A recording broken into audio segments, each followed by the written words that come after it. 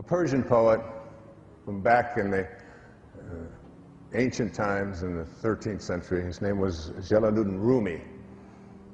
And Rumi has this observation. It's been very important and very powerful to me. He said, "The morning breeze has secrets to tell you. Do not go back to sleep." Let me say it again. The morning breeze has secrets to tell you. Do not go back to sleep. I'd like to take a poll. Just by a show of hands, I'd like to ask how many people in this room, and there's about 3,000 of us here tonight, I'd like to ask you, how many of you awaken at one time or another between the hours of 3 and 4 a.m.? Let me just see by a show of hands. And if you look around, you see that this is a universal experience. Now, what do you think that is? If everybody, almost everybody, awakens at some time between 3 and 4. Now, for some of us, we just interpret that as, all right, this is my age. I'll just run into the bathroom and I'll be right back. And you may make that visit several times a night. I don't know. But there's more to that. And I'd like you to, now of all of those people who raised their hand at this idea that you awaken sometime between 3 and 4 a.m., how many of you awaken at exactly the same time? Exactly the same time, with a little digital clock next to you. What is your time? 3:18. What is your time? 2:20. What is yours? 4:50. So like there's a, and this happens repeatedly over and over again. My time is 3:13. I awaken at 3:13 night after night after night. I look over, I've got this little clock. It's not an alarm clock, it's just a little digital clock. I just look over and it's 3:13 again and again and again. So what I had trained myself to do in the writing of this book, in the inspiration book, is to put my feet on the floor and say to myself, all right, you are going to awaken because here's what Rumi said, the morning breeze has secrets to tell you. Do not go back to sleep.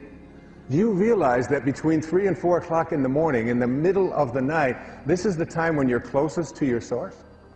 This is the time when it's the quietest. It is the time when it's the most peaceful, when there are the least distractions. And of course in Miracles it says the memory of God comes to the quiet mind. It cannot come where there is conflict. A mind at war with itself remembers not eternal gentleness.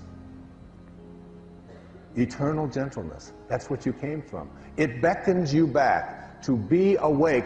It's the most creative time in your life. Try it. Take that moment that you are being called by your source and awaken, and force yourself to shake the cobwebs out. And if you can't, then put your feet on the floor and say, look, if I have to go back to sleep, I'm going to sleep with my feet on the floor. And after a while, that gets very uncomfortable, and you'll get yourself up. Now, when I do that and I get up, and I live on Maui, thank you, thank you, thank you, thank all of you for my beautiful home that I have on Maui. And when I get up at that is the most glorious time to be out there. And I go out onto the lanai, and I get this sense of this powerful feeling of inspiration. It's overwhelming to me. And I walk by my writing table, and it pulls me. It's pulling me towards it. It's almost beckoning me and saying, please, please come to me. I want you to, and I sit there sometimes, and I literally wonder, where is this coming from? The words, they just flow, and I sit there and I write by hand. And as I'm writing and allowing this to flow through my heart and onto the pages, I just think to myself, I wonder what's going to come next. I wonder when it's going to come next. It's almost as if God is saying, this is why you're here. And I can't get you any other time because it's just so busy, and there's horns bonked, and there's so many distractions. But here's a time when you can just be with me. Just be in spirit. Just be inspired. Inspirado. Be in this space with me. And I will then allow what creative juices that you have forgotten about because you edged me out for so much a part of your life. And here it is. And you'll find yourself getting the right ideas, examining things that you never thought of before. Writing, some of you, I know you do it in your sleep many times, you'll write a poem and it'll be so phenomenal, and then you'll say, well, I'll remember that tomorrow. And then you get up and you can't get any of it. The morning breeze has secrets to tell you. Do not go back to sleep. Use those hours. And forget about the idea that, let's see now, I went to bed at 11, and if I get up at 3, that means 4 hours, so I'm going to be 4 hours deficient all day long. I'm not going to be... Forget that. You've got an eternity to sleep. An eternity to sleep. And when you learn to meditate and get quiet and get peaceful, you can always, in 20 minutes time of meditation, anytime during the day, get the equivalent of a full night's sleep. Don't go back to sleep. I'd like to speak in this program about what I call the rewards for inspiration.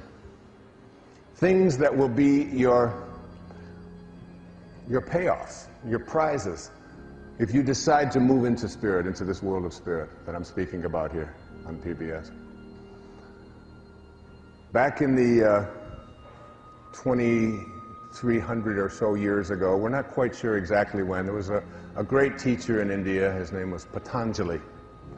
And in all the research that I've done on Patanjali, there's not sure if it was one person or a series of people or whatever it is, but it's great teachings, and I've immersed myself in the discourses of Patanjali, in the sutras, and practiced it. And one of the things that Patanjali, who was teaching people about being miracle workers at that time, teaching them about things that no one had ever heard about before, about the power of the repetition of the sound of the name of God as a way of manifesting something into your life, teaching people about being invisible, stuff that's a little bit strange, but that's, you know, it's like being 65 has its advantages, you know, because I can talk about things that are weird.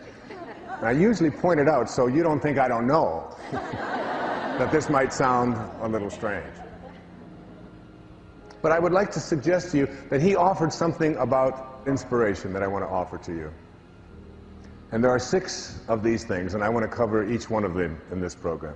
He said, when you are inspired by some great purpose, some extraordinary project, all of your thoughts break their bonds.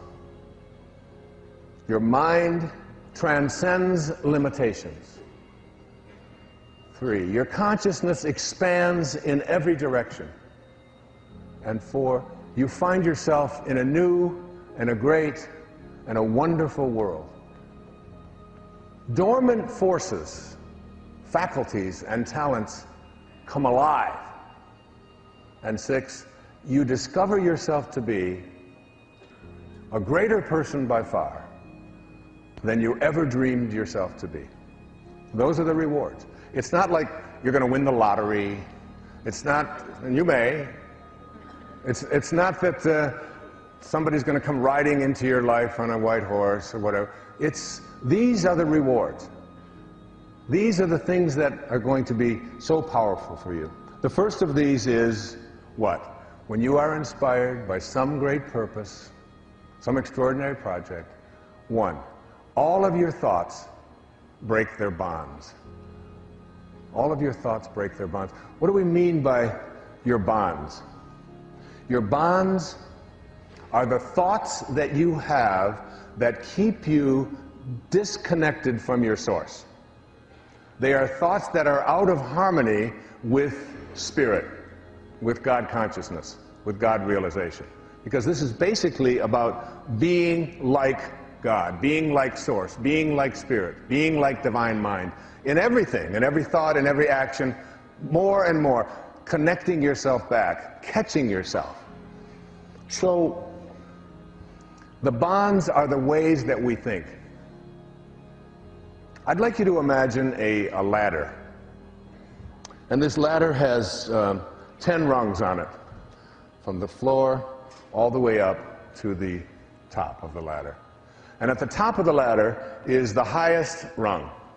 And at the top of the ladder are the words, "This is my desire," and it's aligned with spirit. Again, this is my desire, and it's aligned with spirit. So what is your desire? My desire is to with spirit. So what is your desire? My desire is to manifest abundance into my life. Perfectly aligned. We came from an abundant source. My desire is to feel a sense of well-being in my body at all times.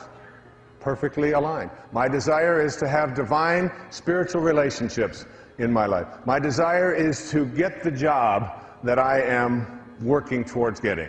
My desire is to live in a place where I feel most peaceful and most loving. My desire is, and these, whatever it is, it doesn't make any difference. It's the 10th rung. It's the highest rung. It is your spirit aligned with your desire. All right? So here it is. It's right up here. Now you have to ask yourself the question, what is it that I offer up to this 10th rung desire? All right? A 10th rung has to have, in order for it to manifest and show up in your life, it has to have thoughts, feelings, and behaviors that match up to that. And if they don't match up, you get out of harmony. See, thoughts are energy. Like everything in the universe, it's energy. Einstein said that nothing happens until something moves. What we have has an energy component to it. We can measure our thoughts and how they impact us, whether they strengthen us or weaken us at any time in our lives. All right, so there's a wonderful book written about this, and it's called Ask and It Is Given.